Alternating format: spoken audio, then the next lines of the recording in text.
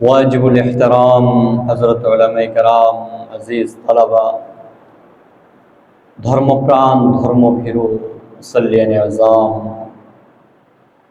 আল্লাহ রব্বুল আলামিন আজকে জুমার দিনে আমাদেরকে মসজিদে আসার বসার তৌফিক দান করেছেন। মহান রব্বুল আলামিন আমাদের প্রতি এত বড় ইহসান করেছেন, এজন্য আমরা সকলেই দিলের গভীর থেকে শুকরিয়া আদায় করে বলি আলহামদুলিল্লাহ।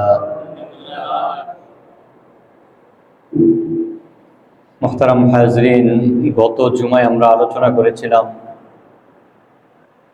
যে কিয়ামতের আগে কিয়ামত সংগঠিত হবে।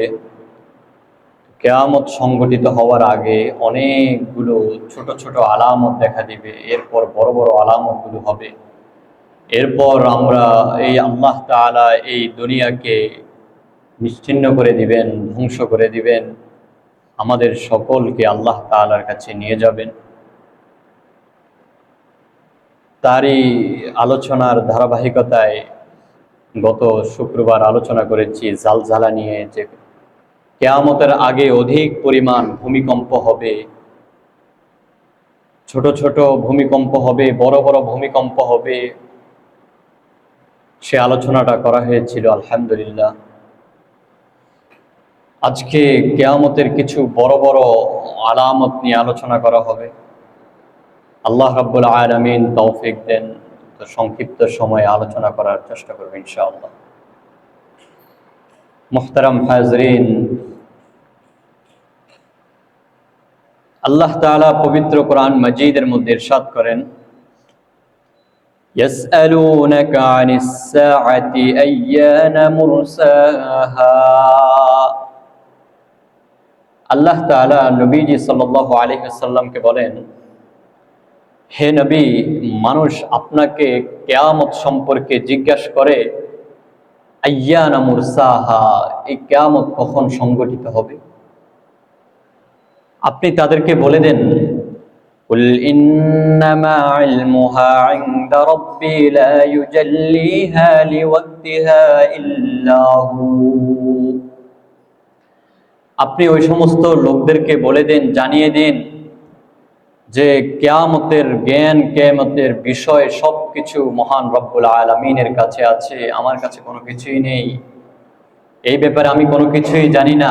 আপনি জানিয়ে দেন এটি, লা ইউজাল্লিহা লিওয়াক্তিহা ইল্লা হু, সময় মতো যথাসময়ে কিয়ামত সংগঠিত হবে, স্বয়ং আল্লাহ রব্বুল আলামিন তিনি কিয়ামত সংগঠিত করবেন। সাকুলাত ফিস সামাওয়াতি ওয়াল আরদ, আসমান এবং জমিতে এই কিয়ামত তখন ভারী হয়ে উঠবে, অনেক ভারী বিষয় হবে।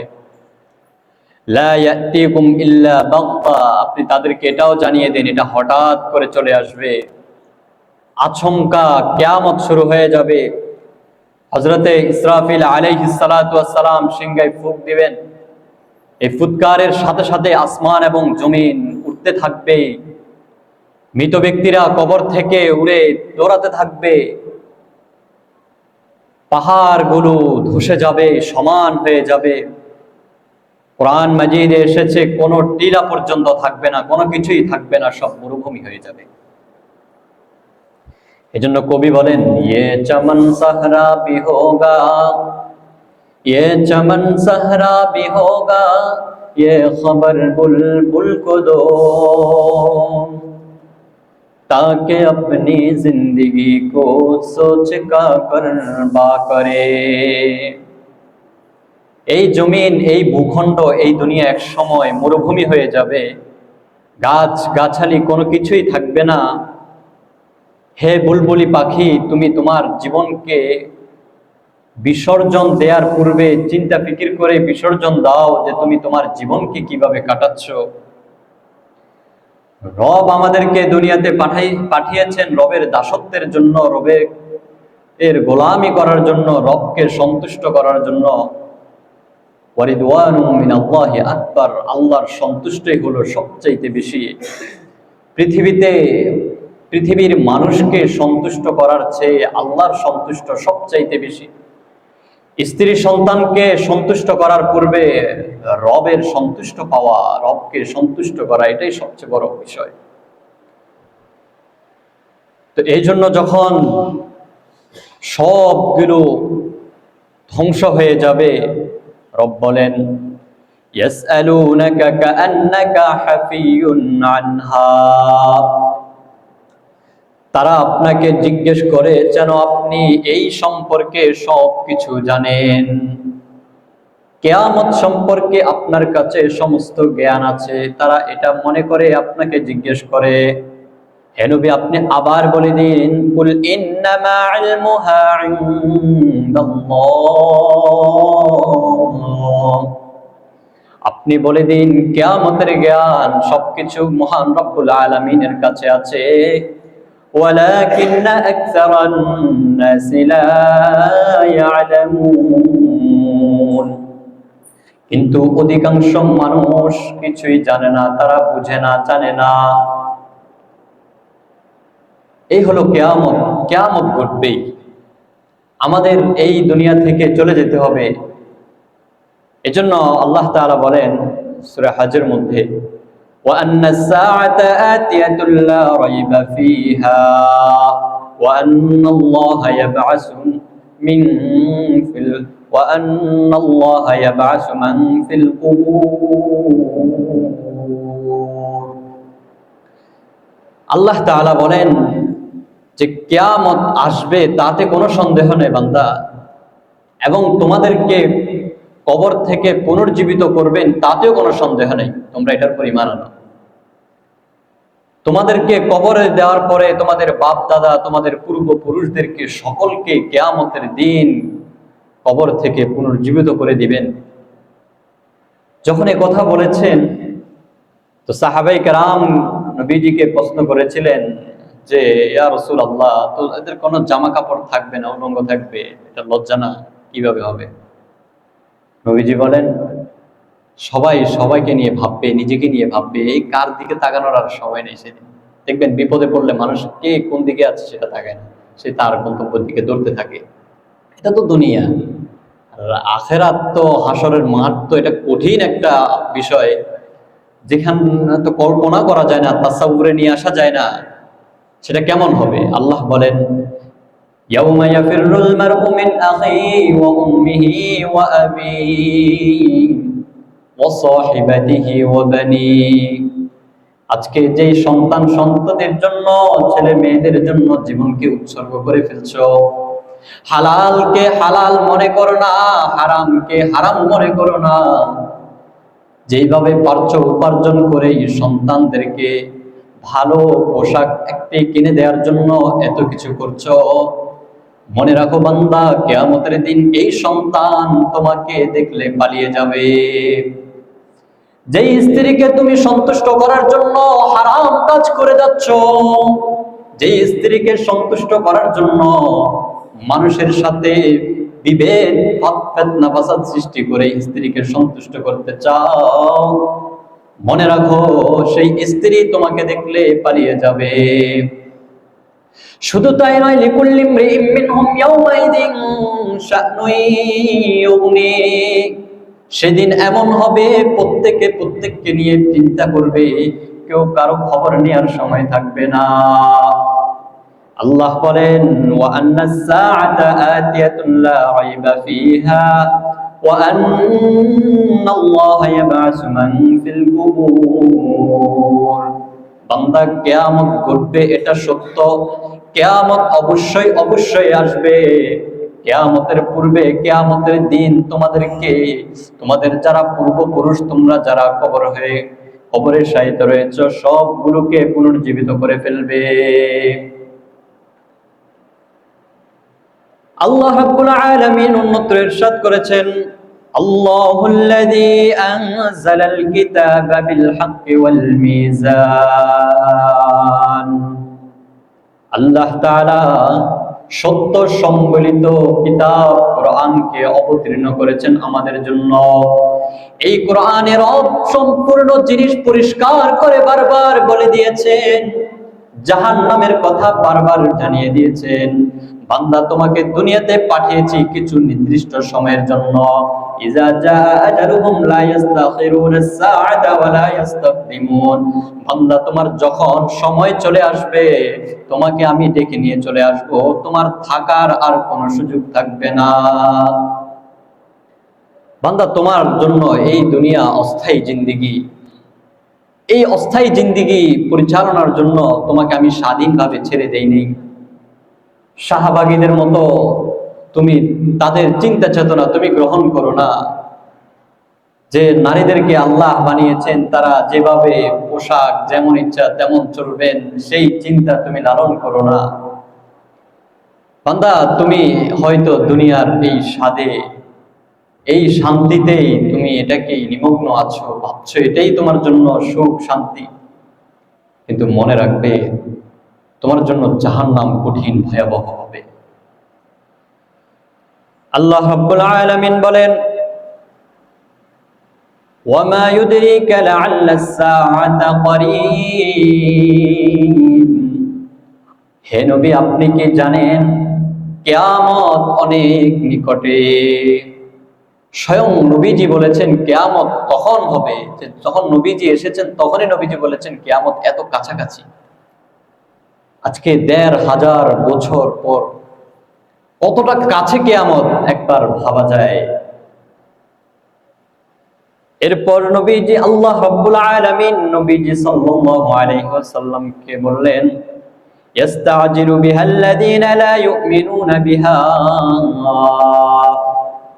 সমাজের মধ্যে যারা আছে, যারা ঈমান আনে না, আল্লাহর প্রতি বিশ্বাস স্থাপন করে না, মুসলমান, নামাজের কথা বললে নামাজও করতে চায় না, শুনতে চায় না, হারামের কথা বললে সেটাও গ্রহণ করতে চায় না, হালাল সেটাও বুঝে না, জানতেই চায় না, তার জীবন সুখী জীবন কাটাতে চায় হারামের মধ্যে, মদ্যপান নিয়ে, নারী নিয়ে, এক কথা হারামের মধ্যে সে ডুবে থাকে।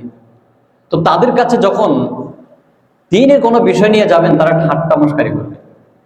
দেখবেন আপনাদের সমাজে এমন আছে, আপনি যদি আজকে একটু ভালো হয়ে যান, তখন যদি বলেন ভাই একটু নামাজে আসো, মসজিদে আসো, হাজ্জানাল মুআজ্জিন ফিল মিজান, মুআজ্জিন তো আজানখানায় আজান দিচ্ছে, হাইয়া বিনা ইলাল মসজিদ, চলো মসজিদের দিকে যাই। তখন এক কথা বলবে, অনেকে বলবে এইভাবে, তুমি আজকে হুজুর হয়ে গিয়েছো, কয়েকদিন আগে তো তুমি পড়ো নাই। এটাকে ঠাট্টা মনে করবে, স্বাভাবিক মনে করবে, একেবারে স্বাভাবিক মনে করবে। তো তাদের কাছে তারা বলবে, যখন ওলামায়ে কেরাম যখন এই সমস্ত বিষয়গুলো উপস্থাপন করবে তখন তারা বলবে, আচ্ছা কিয়ামত কখন আসুক, আমরা করোনা থেকেও শক্তিশালী, এমন হবে আর কি। এটা আল্লাহর আযাব দেখে তো আল্লাহর আযাবের সাথে শক্তিশালী করে, নাউযুবিল্লাহি মিন যালিক। এমনটা হয় কিনা, হয়তো আমাদের দেশে বলে এগুলা। আল্লাহর আযাব যখন আসে, আযাবের সাথে এই বিপরীতে দাঁড়াতে চায়, অথচ আল্লাহর আযাবের বিপরীতে দাঁড়ানোর কারো ক্ষমতা আছে? আছে কারো ক্ষমতা? এটা তো আমরা বিশ্বাস করি নাকি? আল্লাহ যে সমস্ত আযাবগুলো দেন, অসুস্থতা দেন, এটাও তো একটা আল্লাহ তাআলার আযাব, এটাও তো একটা আযাব। বিভিন্ন সময় গরম, তপ্ত গরম দেন, এটাও একটা আযাব। অনেক সময় অনেক ঠান্ডা পড়ে, এটাও আযাব। মনে রাখতে হবে এইসবগুলো আল্লাহর পক্ষ থেকে আযাব আসে, এগুলা ছোট ছোট আযাব, যাতে করে বান্দা একটু ফিরে আসে, বান্দা যেন চিন্তা করে যে আল্লাহ আল্লাহ কেন তাকে সৃষ্টি করেছেন, কি জন্য সৃষ্টি করেছেন, যারা আল্লাহকে একবার স্মরণ করে।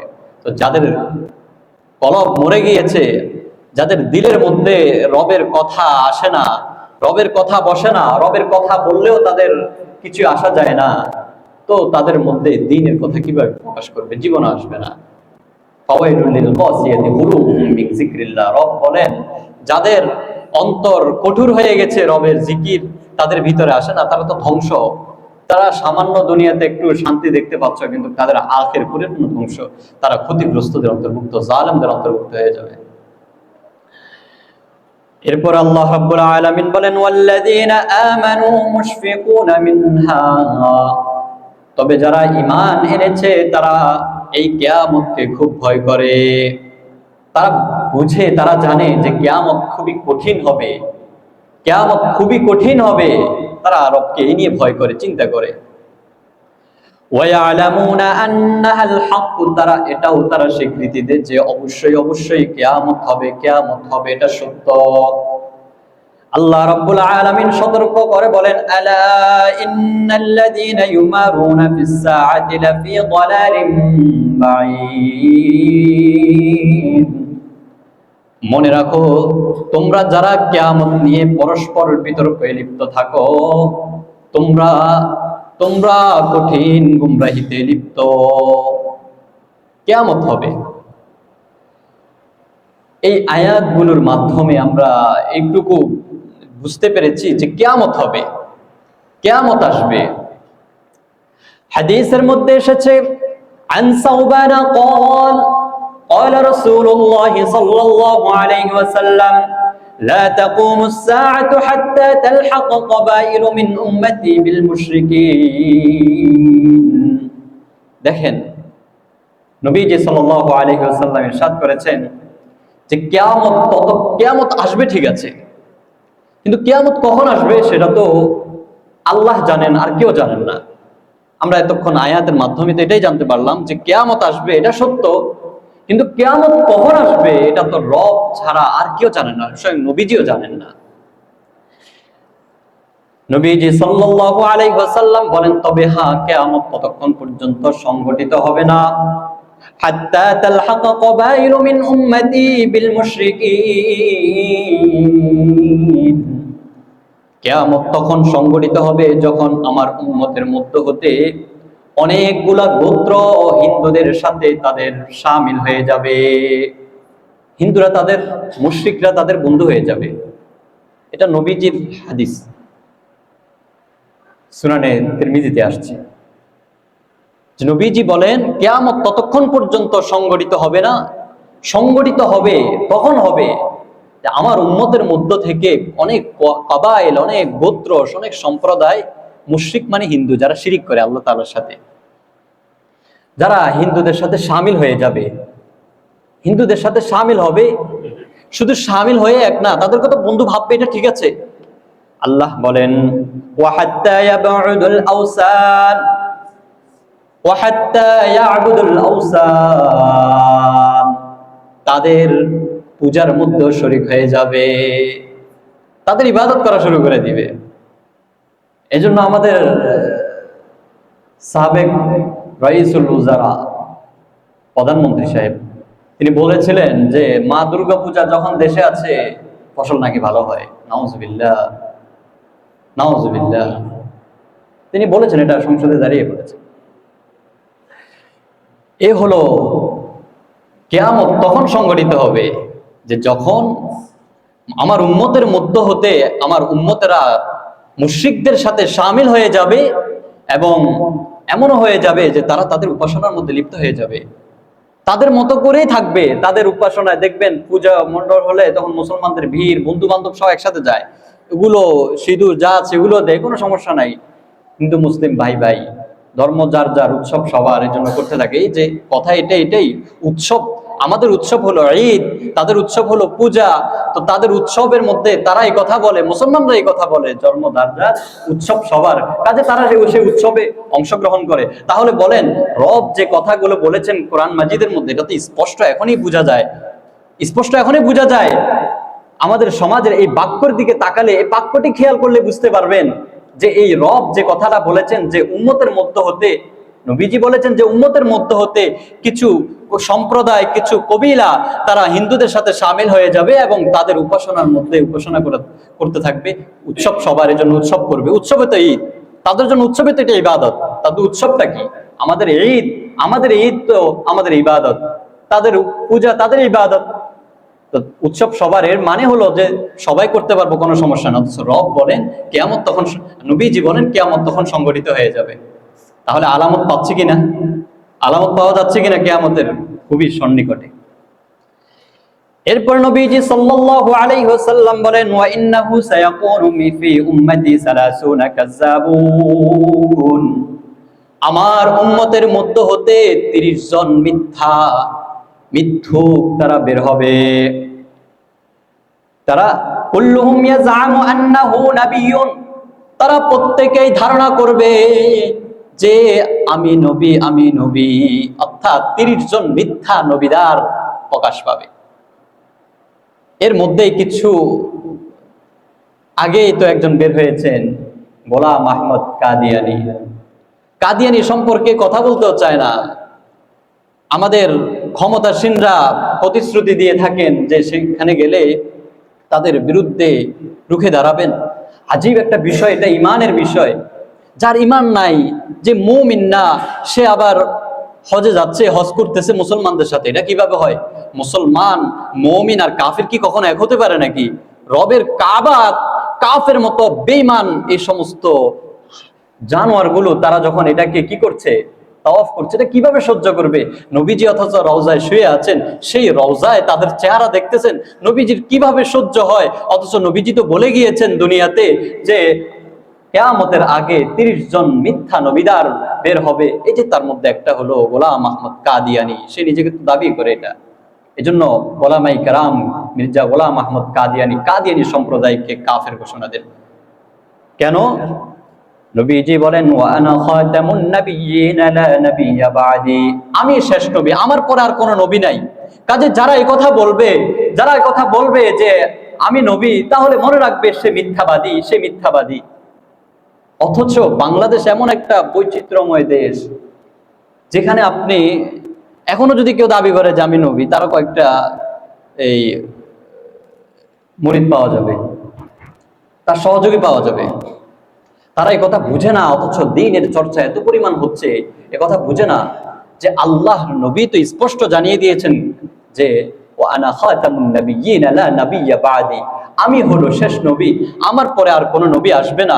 তারপরও কেন তারা এটা অনুধাবন করতে পারে না? এটা হলো এটাই যে রব তাদের অন্তরে মোহর মেরে দিয়েছেন। ফাওয়াইলুল লিল কাসিয়াতি কুলুবুহুম মিন যিকরিল্লাহ, যাদের অন্তর কঠোর হওয়ায় রবের জিকির তাদের অন্তরে প্রবেশ করে না, রব বলেন ফাওয়াইল, তারা ধ্বংস। তাহলে বোঝা যায় কিয়ামত সংগঠিত হবে। কিয়ামতের আগে অনেক কিছু আলামত প্রকাশ পাবে। নবীজি বলেন 1 নম্বর আলামত হলো যে আমার উম্মতের মধ্য হতে কিছু গোত্রের লোকেরা তারা তাদের সাথে, হিন্দুদের সাথে শামিল হবে এবং তাদের পূজায় তারা পূজা করবে, এমন হবে। এবং কি কিয়ামতের আগে 30 জন মিথ্যা নবীদার তারা বের হয়েছে, সেই মুসাইলামাতুল কাজ্জাব থেকে নিয়ে শুরু করে এই যে আমাদের মির্জা গোলাম আহমদ কাদিয়ানী পর্যন্ত অনেকগুলো বের হয়েছে, আরো বের হবে। এরপর নবীজি সাল্লাল্লাহু আলাইহি ওয়াসাল্লাম বলেন যে অথচ আমি হলো শেষ নবী, কিন্তু তারা শেষ নবী আমাকে মানতে চায় না। عن أبي هريرة رضي الله تعالى عنه قال قال رسول الله صلى الله عليه وسلم, হযরত আবু হুরায়রা রাদিয়াল্লাহু তাআলা আনহু হতে বর্ণিত, তিনি বলেন যে আন্না রাসূলুল্লাহ সাল্লাল্লাহু আলাইহি ওয়াসাল্লাম কানা ইয়াওমান বারিজান লিন-নাস, নবীজি সাল্লাল্লাহু আলাইহি ওয়াসাল্লাম একদিন, আমরা একসাথে অনেক সাহাবী একসাথে বসে আছি, আমাদেরকে নিয়ে বসে আছেন নবীজি। এমত অবস্থায় ইজা আতাহু রাজুলুন ইয়ামশি, একজন আগন্তুক এসেছেন নবীজির কাছে। এসে নবীজি সাল্লাল্লাহু আলাইহি ওয়াসাল্লামকে প্রশ্ন করে বসলেন। ফাকাল ইয়া রাসূলুল্লাহ মাল ঈমান, হে আল্লাহর রাসূল, ঈমান কি? নবীজিকে প্রশ্ন করছেন। নবীজির সামনে এসেছেন, এমত অবস্থায় নবীজিকে প্রশ্ন করছেন এমন ব্যক্তি যাকে আমরা কেউ চিনি না এবং কখনো আমরা তাকে দেখিও নি। তিনি নবীজিকে প্রশ্ন করার সাথে সাথে নবীজি উত্তর দিলেন, আল ঈমানু আন তুমিনা বিল্লাহি ওয়া মালাইকা, ঈমান হলো এটা যারা আমার প্রতি, আল্লাহর প্রতি বিশ্বাস স্থাপন করে, ঈমান আনে, ওয়া মালাইকা এবং আল্লাহর ফেরেশতাদের প্রতি ঈমান আনে, ওয়া কুতুবিহি এবং তার কিতাবের প্রতি ঈমান আনে, ওয়া রুসুলিহি এবং তার সমস্ত রাসূলের প্রতি ঈমান আনে। এরপর বলেন ওয়া লিকাইহি, যে কিয়ামতের দিন রবের সাথে সাক্ষাৎ হবে এর প্রতি ঈমান আনে, ওয়া তুমিনা বিল বাসিল আখির, এবং নবীজি সাল্লাল্লাহু আলাইহি ওয়াসাল্লাম বলেন কিয়ামত দিবসের প্রতি, যেই দিন মানুষদেরকে পুনর্জীবিত করবেন, সেই দিনের প্রতি ঈমান আনে। তাহলে ঈমান কি? নবীজি সাল্লাল্লাহু আলাইহি ওয়াসাল্লাম কথা বলেন ঈমান হলো এটা যারা আল্লাহর প্রতি বিশ্বাস স্থাপন করবে, তারপর ফেরেশতাদের প্রতি বিশ্বাস আনবে, ঈমান আনবে, আল্লাহ তাআলার সমস্ত কিতাবের প্রতি ঈমান আনবে, তার রাসূলের প্রতি ঈমান আনবে, কিয়ামতের দিন রবের সাথে সাক্ষাৎ হবে এটার প্রতি ঈমান আনে, এবং কিয়ামতের দিন সবাইকে পুনর্জীবিত করবেন সেই দিনের প্রতি ঈমান আনে, এটা হলো ঈমানদার। এরপর নবীজি সাল্লাল্লাহু আলাইহি ওয়াসাল্লামকে ওই আগন্তুক আবার প্রশ্ন করে বসলেন, ইয়া রাসূলুল্লাহ মাল ইসলাম, ইয়া রাসূলুল্লাহ, হে আল্লাহর রাসূল, ইসলাম কি? ইসলাম কি? নবীজি সাল্লাল্লাহু আলাইহি ওয়াসাল্লাম বললেন, আল ইসলামু আন তা'বুদাল্লাহা ওয়া লা তুশরিকা বিহি শাইআ। ইসলাম হলো যে আল্লাহ তাআলার সাথে যারা শিরিক করে না এবং রবের ইবাদত করে, ওয়া তুকিমাস সালাত, এবং যারা নামাজ কায়েম করে। নামাজ কায়েম করে মানে তাফসীরের অধিকাংশ অসংখ্য কিতাবের মধ্যে এই কথাটা আছে, সালাত কায়েম করা মানে হলো যে সমস্ত ওয়াজিবাত, সুন্নাত, নফলগুলোকে একসাথে সুন্দর করে আদায় করার নাম হলো সালাত কায়েম করা। সালাত কায়েম করা মানে, সালাত প্রতিষ্ঠা করা মানে হলো নামাজের মধ্যে যতগুলো ওয়াজিবাত রয়েছে, সুন্নাত আছে, ফরজ আছে, সবগুলোকে একসাথে আদায় করার নামই হলো সালাত কায়েম করা। নবীজি সাল্লাল্লাহু আলাইহি ওয়াসাল্লাম বলেন, ওয়া তুতিয়াজ যাকাতাল মাফরুদ, ইসলাম হলো যারা ফরজ যাকাতগুলো আদায় করে। ওয়া তাসুমা রমাদান, ইসলাম হলো যারা রোজা রাখে, যারা রমজানের রোজা রাখে। ইসলাম এটা বুঝালেন। এরপর নবীজি সাল্লাল্লাহু আলাইহি ওয়াসাল্লামকে আবার পাল্টা প্রশ্ন করলেন, ক্বালা ইয়া রাসূলুল্লাহ মাল ইহসান, হে আল্লাহর রাসূল, ইহসান কি? নবীজি উত্তর দিলেন, ইহসান আন তা'বুদাল্লাহা কাআন্নাকা তারা, যে তুমি এমন ভাবে একাগ্রতার সাথে ইবাদত করো যেন তুমি আল্লাহকে দেখতে পাও। ইহসান হলো এমন যে তুমি এমন ভাবে ইবাদত করো যেন রবকে তুমি দেখতে পাও। হ্যাঁ, ওয়ালাকিন, যদি তুমি ফাইন লাম তাকুন তারাহু ফাইন্নাহু ইয়ারাক, যদি তুমি রবকে দেখতে না পাও, যদি তুমি রবকে দেখতে না পাও তাহলে এটা মনে করো রব তোমাকে দেখছে। কাজে তুমি সালাত আদায় করার ক্ষেত্রে, ইবাদত পালন করার ক্ষেত্রে, সমস্ত ইবাদতগুলো আদায় করার ক্ষেত্রে এই কথা ভেবেই করো যে রব আমাকে দেখছে। যখন ব্যবসা করব, ব্যবসাও একটা ইবাদত, ব্যবসা এটা একটা সুন্নাত। আল্লাহ তাআলা পবিত্র কোরআন মাজিদের মধ্যে ইরশাদ করেছেন, আহাল্লাল্লাহুল বাইআ ওয়া হাররামার রিবা, আল্লাহ তাআলা বাইকে হালাল করেছেন, ক্রয় বিক্রয়কে হালাল করেছেন, সুদকে আল্লাহ হারাম করেছেন। কাজে তোমরা যখন ক্রয় বিক্রয় করবে তখন রবকে স্মরণ রাখবে যে তোমরা কি মাপে কম দিচ্ছ কিনা, কথায় কি মিথ্যা কথা বলছো কিনা, ভালো মাল ভালো কথা বলে খারাপ রদি কাপড় কি তোমরা বিক্রি করে দিচ্ছ কিনা, তোমরা স্মরণ করো। এটা হলো ইহসান। এমন ভাবে ইবাদত করো যে রব তোমাকে দেখছে। চতুর্থ নম্বর প্রশ্ন করলেন, ইয়া রাসূলুল্লাহ মাতাস সাআ, হে আল্লাহর রাসূল, কিয়ামত কখন হবে? নবীজি সাল্লাল্লাহু আলাইহি ওয়াসাল্লাম উত্তর দিলেন, মাল মাসউলু আনহা বিআলামা মিনাস সাইল, এই প্রশ্নের উত্তর প্রশ্নকারীর থেকে যাকে প্রশ্ন করা হয়েছে সেই বেশি জানেন না। অর্থাৎ কিয়ামত কখন হবে এটা নবীজি জানেন না, যতটুকু আপনি জানেন আমিও ততটুকু জানি, এর চেয়ে আমি আর বেশি জানি না।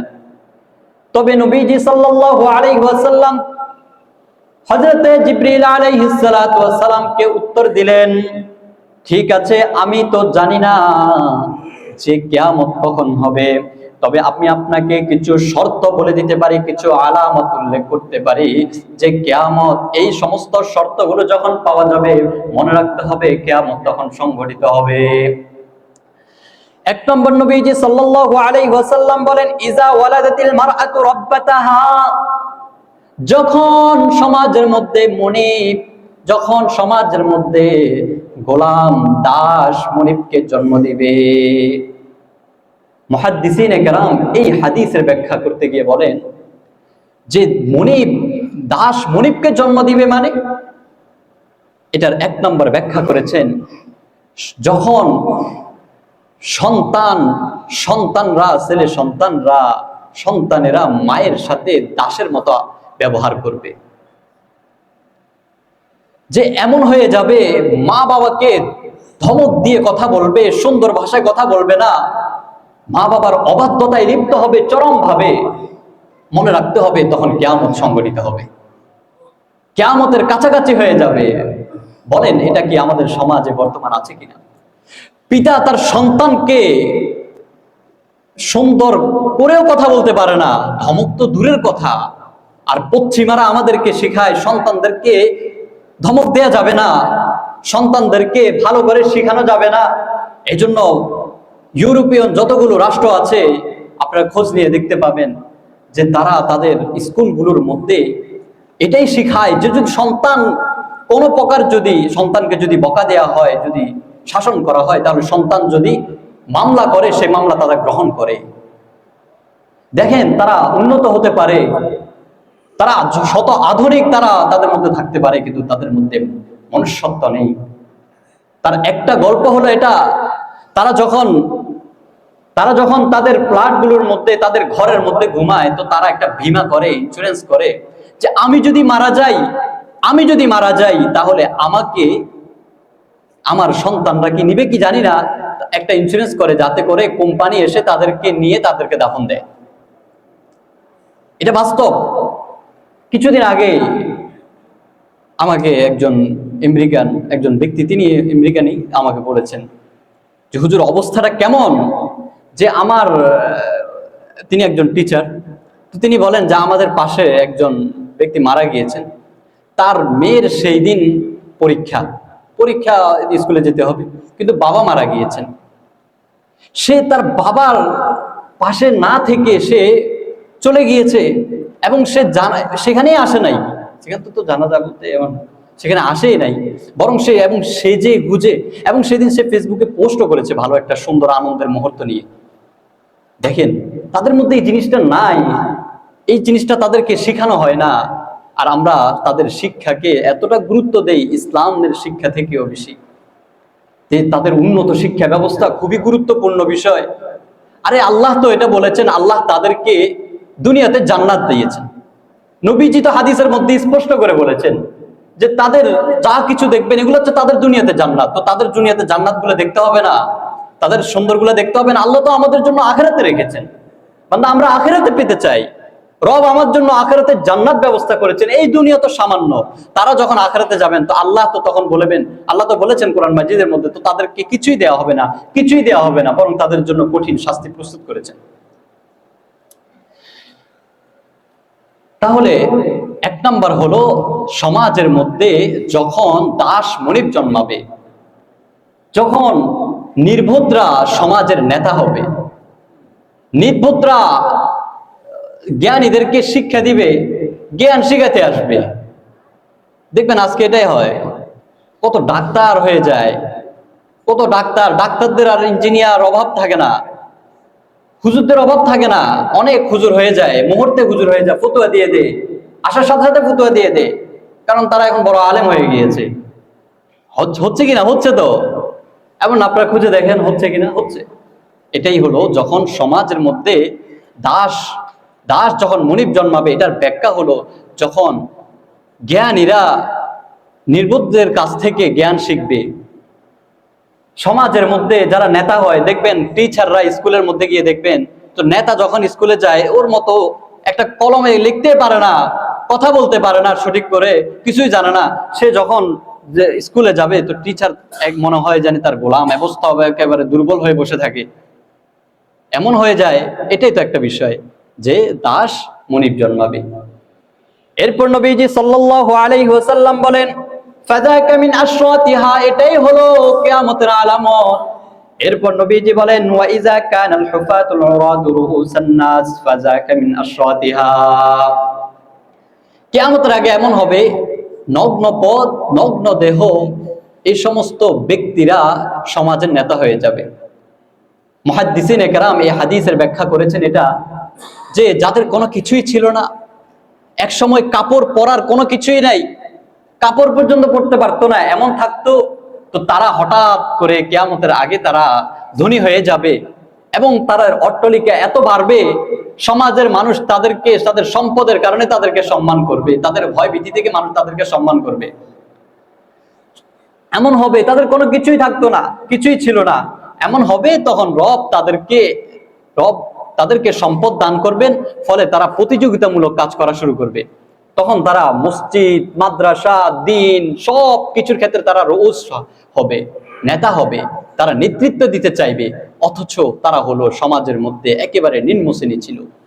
এটা আমার কথা নয়, সহিহ বুখারীতে স্পষ্ট, সহিহ বুখারীতে এসেছে হাদিসটি। এরপর নবীজি সাল্লাল্লাহু আলাইহি ওয়াসাল্লাম বলেন, ফাযাকা মিন আশরাতিহা, এটাই হলো কিয়ামতের আলামত। নবীজি সাল্লাল্লাহু আলাইহি ওয়াসাল্লাম এই কথা বলার পরে এই হাদিসের মধ্যে শেষাংশে এই কথা বলেন, ফি খামসিনা লা ইয়ালামুহুন্না ইল্লাল্লাহ, এমন 5টা জিনিস আছে যেটা রব ছাড়া আর কেউ জানেন না। এক নাম্বার হলো ইন্নাল্লাহা ইনদাহু ইলমুস সাআ, কিয়ামত কখন সংঘটিত হবে এটা রব জানেন আর কেউ জানেন না। এটা কে জানেন? রব জানেন আর কেউ জানেন না। এরপর বলেন ওয়ায়ুনজিলুল গায়সা, বৃষ্টি কখন হবে, কোন জায়গায় কি পরিমাণ বৃষ্টি হবে এটা রব জানেন আর কেউ জানেন না। এরপর বলেন ওয়ায়ালামু মা ফিল আরহাম, মাতৃগর্ভের মধ্যে কি সন্তান আছে, সন্তান কে, ছেলে নাকি মেয়ে, এটা রব জানেন আর কেউ জানেন না। আর আপনারা বলতে পারেন যে অনেকে তো আলট্রা করার মাধ্যমে বলতে পারে, না, আলট্রা করার পর যখন 3 মাস 4 মাস হয়, ফকিহরা বলেন যে 4 মাসের মধ্যে সন্তান চলে আসে, এরপর সন্তানকে যদি নষ্ট করা হয় তো এটা গুনাহ হয়, এটা হারাম। সে কি দোষ করেছে, তার কি দোষ, এটা হারাম। কিন্তু তার আগে সন্তান নিতে হয়, এমন তার পরিপূর্ণ আসে না। ফুকাহেরা বলেছেন কিতাবের মধ্যে। তো তখন সন্তান কি হয়, সন্তান কি হবে না হবে, ছেলে হবে না মেয়ে হবে, এটা কে জানেন?